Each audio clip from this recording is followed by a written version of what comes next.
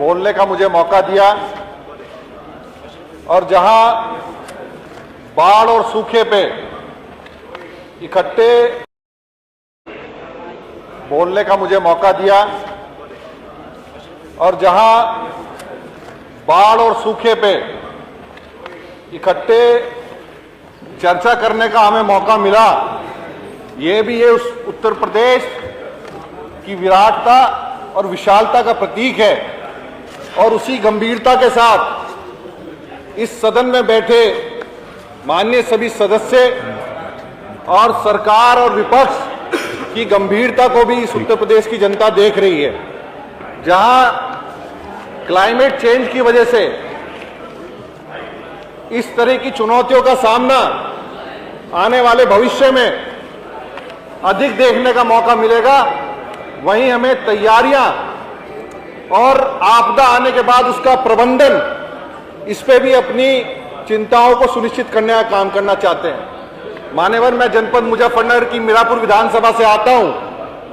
जहां हम उत्तराखंड से मिले हुए हैं और कई नदियों का भगवान की कृपा से हमें आशीर्वाद मिलता है, पानी की उपलब्धता मिलती है। पर आज वहां बाढ़ की वजह से, चाहे सोलानी नदी हो चाहे गंगा का प्रभाव हो, वहां नुकसान नहीं विनाश हुआ है, फसलों का विनाश हुआ है। और आज आपके माध्यम से माननीय नेता सदन को और सरकार को अवगत कराना चाहते हैं, अगर निकटवर्ती समय में उसका प्रबंधन नहीं किया, क्योंकि पानी आया और पानी गया, ये हम बाढ़ समझते हैं, पर जहां हमारा क्षेत्र है वहां पानी के रुकने की वजह से फसलें बर्बाद हो चुकी हैं और चारे की समस्या है, पशुओं के चारा नहीं है, बीमारियां फैलने की जो है संभावनाएं बढ़ गई हैं। आज तक भी सरकार की तरफ से कोई सरकारों का इसका खेती की फसलों का मुआवजे को लेके कोई भी अब तक निर्णय नहीं लिया गया है। जहां नेता प्रतिपक्ष माननीय अखिलेश यादव जी बैठे हैं, उनके समय में जब ओलावृष्टि हुई थी तो हमें याद है सबसे बड़ा मुआवजा माननीय अखिलेश यादव जी ने किसानों को देने का काम किया था। इसी उम्मीद के साथ हम चाहते हैं कि जल्द से जल्द सरकारों के जो है फसलों के नुकसान का आकलन करवाए और जल्द से जल्द मुआवजे की घोषणा करने का काम करे। मान्यवर, केवल फसलों की बर्बादी नहीं, खरीफ की फसलें, गन्ना हो, चाहे हमारा मुंजी हो, चाहे हमारे घास की समस्या हो, हमारा गांव विधानसभा के मजलिसपुर, तौफीर, सिताबपुरी, खैरनगर, महाराजनगर जहां सोलानी नदी के प्रकोप से पीड़ित है, वहीं रामराज खादर में बड़े संख्या में पानी स्टैग्नेशन होने की वजह से फसलें बर्बाद होने का काम हुआ है।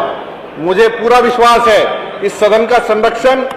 इस प्रदेश की जनता को मिलने का काम होगा और आने वाले भविष्य में हम ऐसी योजनाएं बना पाएंगे कि जिससे कि स्वर्गीय चौधरी चरण सिंह जी का, स्वर्गीय चौधरी अजीत सिंह जी का,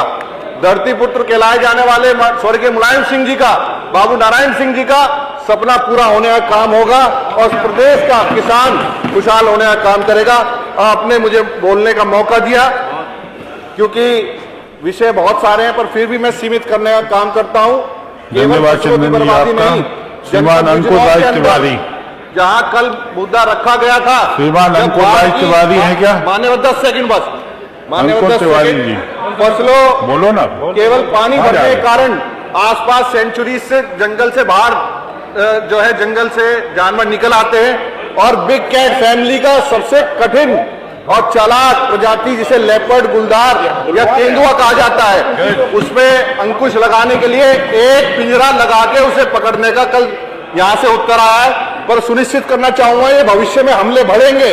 क्योंकि ये एक नहीं 300 से अधिक तेंदुए उस इलाके में हैं और जिस तरह का पैटर्न उनका हमला करने का है और जितने अंतराल पे है, ये सुनिश्चित नहीं करता। नरभक्षियों की संख्या कई अधिक है, उसकी व्यवस्था भी सरकार करने का काम करे। मुझे बहुत बहुत धन्यवाद आप सब। श्रीमान अंकुर राज तिवारी।